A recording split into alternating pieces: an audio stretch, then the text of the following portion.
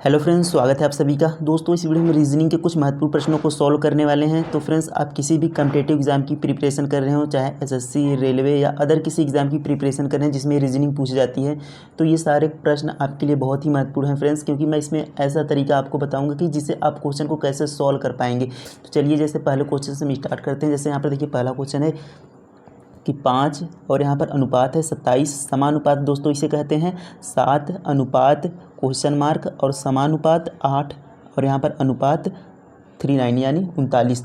तो ऐसे प्रश्न फ्रेंड्स हर एग्ज़ाम में पूछे जाते हैं, जिसमें हम थोड़ा समय ले लेते हैं लेकिन उसे सोच नहीं पाते कि क्या होगा इसके। तो उसी को हम चलिए देखते हैं कि कैसे हम इसे सोचेंगे, यानी कैसे इसे हम करेंगे। तो जैसे देखिए, यहाँ पर 5 है और यहाँ पर 27 है। तो हमें इसे कैसे करना होता है कि 5 का हमारा रिलेशन जो 27 से होता है। तो यहाँ पर आपको हिंदी में प्रॉपर लिखा रहेगा, पर हमने यहाँ पर लिखा नहीं, हमने डायरेक्ट क्वेश्चन लिखा है। तो मैं आपको बता दे रहा हूँ कैसा रहता है कि 5 का जिस प्रकार से संबंध 27 से होता है या 27 का 5 से, इन दोनों का संबंध जैसा होता है वही संबंध हमारा इसमें होता है और वही संबंध हमारा इसमें होता है। तो इसी रिलेशन के हिसाब से हमें यहाँ बताना होता है। जैसे 7 है और यहाँ पर अनुपात है, यहाँ पर क्वेश्चन मार्क, यानी क्वेश्चन मार्क के स्थान पर कौन सी संख्या आएगी, यही हमें इसमें बताना है। तो कैसे रिलेशन हम फाइंड करेंगे इसका। जैसे देखिए, 5 है और 27 है। अब फ्रेंड्स, यदि आप सोचें, देखिए 5 का अगर हम स्क्वायर कर दें, यानी 5 की घात 2 कर दें, 5 की घात 2 कर दें, तो ये हो जाएगा 5 × 5 = 25। अब अगर हम 25 में +2 कर दें तो हमारा 27 बन रहा है, यानी ये तो बन रहा है। अब यही तरीका हम नेक्स्ट में देखेंगे, क्या यही फॉलो हो रहा है। अगर ये फॉलो नहीं होगा तो यानी हमारा ये तरीका गलत है। तो देखिए, 8 में अगर हम फॉलो करें तो 8 का स्क्वायर करेंगे तो 8 8 कितना हो जाएगा, 64 हो जाएगा। अब 64 में +2 करेंगे तो 66 हो जाएगा, पर यहाँ पर कितना है, 39 है। यानी फ्रेंड्स, ये तरीका हमारा क्या है, गलत है। अब अगर हम देखें 5 को 5 × 6 = 30, यानी 5 को हम सोचें कि 5 में +1 करके उसे 6 से गुणा कर दें।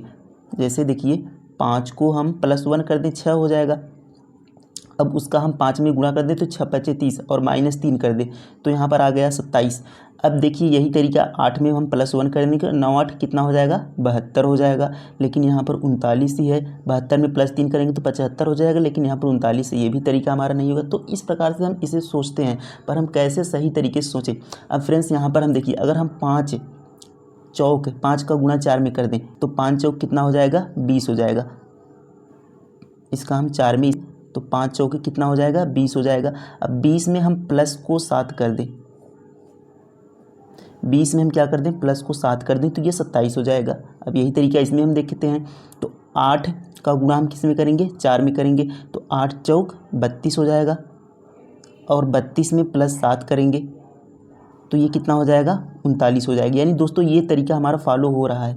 ये तरीका हमारा क्या हो रहा है, फॉलो हो रहा है। यानी 4 का गुणा करके +27 करना है। तो हम 7 को हम अगर 4 से गुणा करें, 4 से गुणा करें तो 7 चौक 28 हो जाएगा और 28 में अगर हम फ्रेंड्स +7 कर दें तो कितना हमारा आ जाएगा, 35 आ जाएगा। ऑप्शन देखते हैं तो 35 हमारा ऑप्शन नंबर सी में है। तो ये हमारा आंसर हो जाएगा। यानी इस प्रकार से हम क्वेश्चन को सॉल्व करेंगे। तो उम्मीद है फ्रेंड्स ये आपको समझ में आ गया होगा। चलिए, इसी प्रकार अगला क्वेश्चन देखते हैं। तो फ्रेंड्स, यहाँ पर अगला क्वेश्चन है कि समीकरण को सही बनाने के लिए किन दो संख्याओं को आपस में बदलने की आवश्यकता है। तो फ्रेंड्स, ये क्वेश्चन हर एग्ज़ाम में पूछा जाता है, जिससे आप टाइम इसमें बहुत ज़्यादा लगाते हैं और कई बार हम इसे कर भी नहीं पाते, छोड़ देते हैं। तो कैसे हम इसे थोड़ा कम समय में सॉल्व कर सकते हैं या कैसे एक नया अप्रोच लगा सकते हैं, इसमें चलिए देखते हैं। जैसे देखिए, यहाँ पर 119 + 11 × 5 है और -153 और भाग 17। यहाँ पर हमें बराबर 201 लाना है। यानी इनमें से किन दो संख्याओं को बदलकर हम इसे इतना बराबर कर सकते हैं। तो देखिए, यहाँ पर 17 और 5 है, तो इसे हम ऑप्शन के ज़रिए ही करते हैं। जब भी करें तो ऑप्शन के द्वारा ही करें। यदि हम 17 और 5 को यानी 17 की जगह पर 5 रखें और 5 की जगह पर 17 रखें। देखिए, यहाँ पर कहा है कि आपस में बदलने की, तो यहाँ पर 17 की जगह पर 5 रखना है, 5 की जगह पर 17 रखना है। तो यहाँ पर देखिए 17 है, अब 17 की जगह पर हम 5 रखेंगे। तो आप यहाँ पर जब भी देखें तो यहाँ पर भाग के चिन्ह से आपको बहुत हेल्प मिलेगी इसमें। तो जैसे मैं देखिए बताता हूँ आपको कि 17 और 5 है, तो अगर हम 17 की जगह पर 5 रखेंगे तो ये कितना है, 153 है। तो 53 लास्ट में है, तो 5 से वही संख्या डिवाइड होती है जिसके लास्ट में 0 हो या 5 हो, वही संख्या 5 से भाग जाती है। अगर 153 में 5 से भाग नहीं जाएगा तो हमारा जो ये बराबर में आया है, ये बराबर में पूर्ण अंक नहीं आएगा, ये दशमलव में आएगा, क्योंकि यहाँ पर जब 153 में 5 से भाग नहीं जाएगा तो यहाँ पर जो संख्या आएगी वह दशमलव में आएगी। अब दशमलव को दोस्तों हम गुणा करें, जोड़े घटाएं, हमारा दशमलव में ही आएगा, यानी पूर्ण संख्या हमारी कभी नहीं आएगी। तो यानी यहाँ पर 5 नहीं हो सकता, क्योंकि अगर यहाँ पर 17 के स्थान पर 5 रखेंगे तो ये क्या हो जाएगा, हमारा भाग पूरा नहीं जाएगा, दशमलव में आ जाएगा, यानी पहला ऑप्शन नहीं हो सकता। सेकंड चेक करते हैं, तो 119 और 17। अब फ्रेंड्स देखिए, यहाँ पर 17 के स्थान पर 119 रखेंगे तो 119 17 के अगर स्थान पर रखेंगे तो 153 में भाग जाएगा 119 का, 119 दूना कितना हो जाएगा, 238 हो जाएगा। लेकिन ये 153 यानी ये भी पूरी तरह डिवाइड नहीं करेगा, 153 को भी यहाँ भी दशमलव में आएगा, तो हमारे यहाँ पर नंबर भी क्या आएगा, दशमलव आएगा, पूर्णांक नहीं है, यानी ए भी ऑप्शन हमारा नहीं होगा। अब देखिए 119 और 153 देखते हैं, तो यहाँ पर देखिए 153 के स्थान पर हम 119 रखते हैं, तो 153 के स्थान पर अगर हम 119 रख दें फ्रेंड्स, तो 17 से हम भाग करेंगे तो 17, तो ये हमारा 119 17 से क्या हो जाएगा, डिवाइड हो जाएगा, 17 सत्ते 119 हो जाएगा, यानी 7 बार में डिवाइड हो जाएगा। अब फ्रेंड्स यहाँ पर हम भाग करते हैं, फिर उसके बाद क्या करते हैं, हम गुणा करते हैं, तो यहाँ पर हमारा माइनस लगा है और इसके बाद हम गुणा करेंगे तो 11 × 55 हो जाएगा, यानी यहाँ पर ये 55 आ गया। अब यहाँ पर देखिए 153 है, 119 की जगह पर हमने क्या करा है, 153 रखा है, और 153 की जगह पर 119, यानी 119 की जगह पर 153, तो यहाँ पर हम लिख देते हैं कि 153 और यहाँ पर प्लस है और यहाँ पर 55 आ गया और -7। अब यही बराबर हमें दोस्तों 201, यही बराबर हमें 201 करना है। तो देखिए 153 और 55, 5 3 8 हो गया। सबसे पहले हम इकाई अंक से देख लेते हैं, तो यहाँ पर देखिए 5 और 3, 5 3 8 हो गया, 8 में से 7 गए 1 आएगा, यानी हमारा ये ऑप्शन आएगा। तो देखिए 153 और 155 हो जाएगा, ये 208 हो जाएगा, 208 हो जाएगा और -7 कर देंगे इसमें फ्रेंड्स, 201 आ गया। तो यानी हमारा ऑप्शन नंबर जो सी है ये हमारा सही उत्तर हो जाएगा।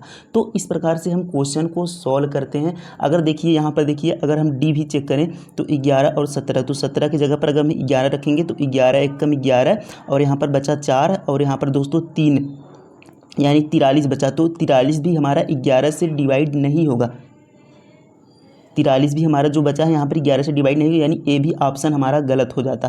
तो इस प्रकार से हम क्वेश्चन को सॉल्व करते हैं, जो कि हमारा देखते हैं यहाँ भाग से कितना हेल्प मिला इसमें आपको।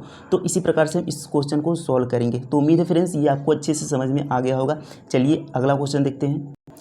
तो यहाँ पर फ्रेंड्स नेक्स्ट क्वेश्चन है कि दी गई शीट को रेखाओं के अनुदिश मोड़कर घन बनाया जाता है। इस प्रकार बने घन में संख्या 5 वाले फलक के विपरीत फलक पर कौन सी संख्या होगी। तो ये फ्रेंड्स हमारा ओपन डाइस यानी खुले पासा से ऐसा क्वेश्चन आता है और इसमें हमेशा विपरीत पूछा जाता है, जो कि बहुत ही आसानी से बिल्कुल कम समय में सेकेंड में आप इसका आंसर दे सकते हैं। जैसे देखिए इसमें क्या होता है कि जैसे जब इसे हम बंद करेंगे, तो एक को छोड़कर एक इसका विपरीत हो जाएगा, एक के विपरीत। जैसे हम देखिए एक के विपरीत क्या होगा, तो एक को छोड़कर 3 को छोड़कर इसका विपरीत 6 हो जाएगा।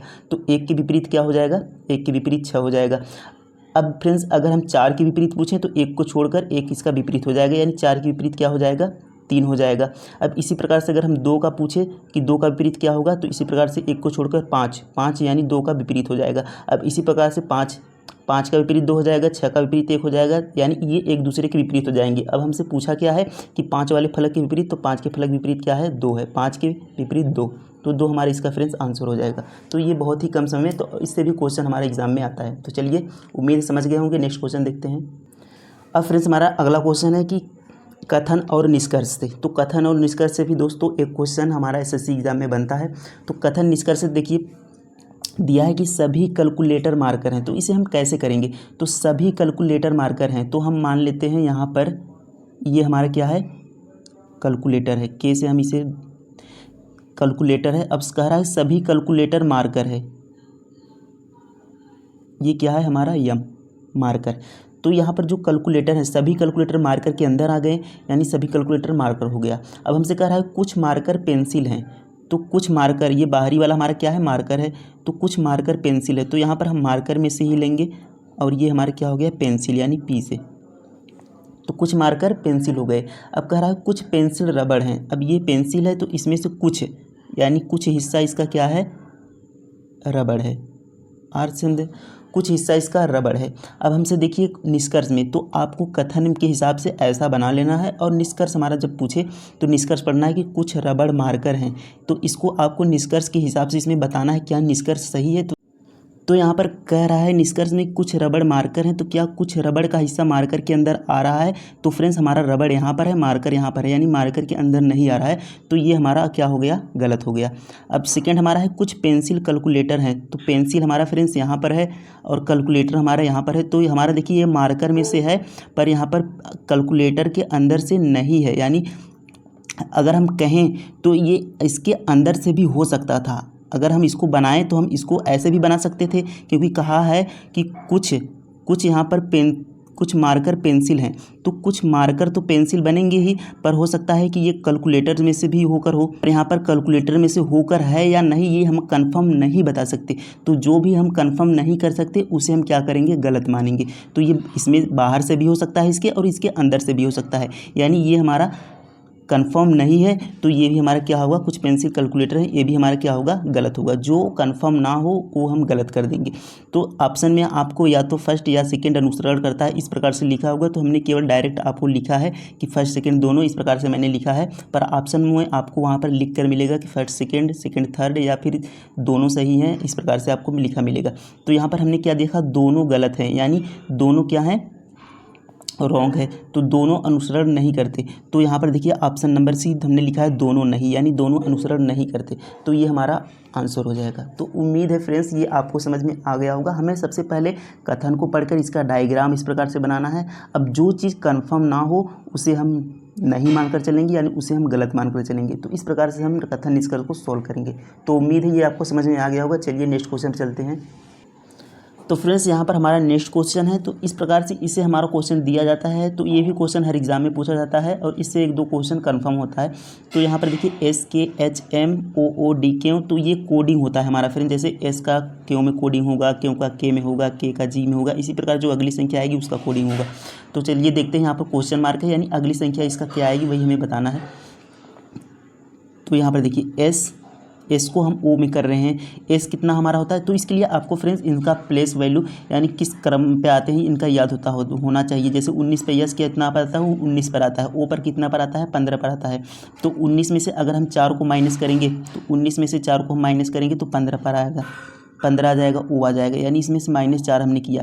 अब यहाँ पर ओ में से अगर हम 15 होता है -4 करेंगे तो के हमारा 11 पर होता है, तो यहाँ पर -4 के आ गया। अब के में से अगर हम -4 करेंगे तो 7 आएगा, 7 पर आता है, यानी इसमें से भी -4। अब जी में से अगर हम -4 करें, यानी 7 में से -4 करें तो क्या आएगा, 3 आएगा। 3 पर क्या आता है, हमारा सी आता है, यानी यहाँ पर जो हमारा आएगा वह पहला लेटर सी हो जाएगा।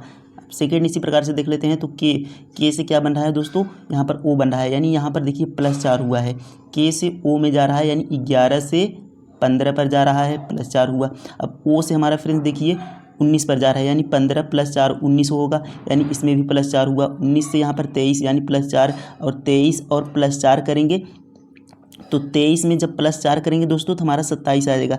पर हमारा जो यहाँ पर होता है अक्षर वह जेड तक होता है। अब फ्रेंड्स यहाँ पर जब जेड ख़त्म हो जाता है तो उसके बाद हमारा फिर ए से शुरू हो जाएगा, यानी जैसे हम 23 पर हमारा क्या होता है, डब्लू होता है। अब डब्लू में हम जब +4 करेंगे तो 27 होगा, तो 26 यहाँ पर हो जाएगा और 27 यहाँ से 1 से फिर शुरू हो जाएगा। तो इस प्रकार से यहाँ पर हमारा ए आ जाएगा। अब यहाँ पर देखिए थर्ड वाला देखते हैं, तो एच से हमारा डी हो रहा है, यानी +4 -4 हो रहा है फिर से, यानी -4 +4 फिर से -4 हो रहा है डी। और डी में से -4 करेंगे तो यहाँ पर जेड आ जाएगा। जिस प्रकार देखिए हमने बताया था कि ए बी सी और यहाँ पर डी। अब डी में से जब -4 करेंगे तो 1 2 3 4, यहाँ पर हमने 1 तक घटा दिया, -4 कर दिया, तो इसके बाद जेड आ जाएगा। तो इस प्रकार से यहाँ पर जेड आ गया। अब जेड में से -4 करेंगे तो भी आ गया, क्योंकि 22 होता है और 22 4 26 होता है। 26 में से -4 करेंगे 22 आएगा, 22 पे भी होता है। इसी प्रकार हम 22 में से जब 4 को माइनस करेंगे तो कितना आ जाएगा, 18 होगा। तो 18 पे हमारा क्या आ जाएगा, 18 पे आर आ जाएगा। तो CAR हम मिलाते हैं कि किस ऑप्शन में मिल रहा है, तो CAR केवल बी में मिल रहा है फ्रेंड्स, यानी सी में। CAR देखिए यहाँ पर CAR केवल सी में मिला, बाकी CAR किसी में नहीं मिल रहा है, तो हमारा ऑप्शन सी इसका आंसर हो जाएगा। तो उम्मीद है इस प्रकार से आप क्वेश्चन को सॉल्व करेंगे। तो जब भी आप इसे थोड़ा प्रैक्टिस करेंगे तो और अच्छे से आप क्वेश्चन को सॉल्व कर पाएंगे। तो उम्मीद है फ्रेंड्स ये आपको समझ में आ गया होगा।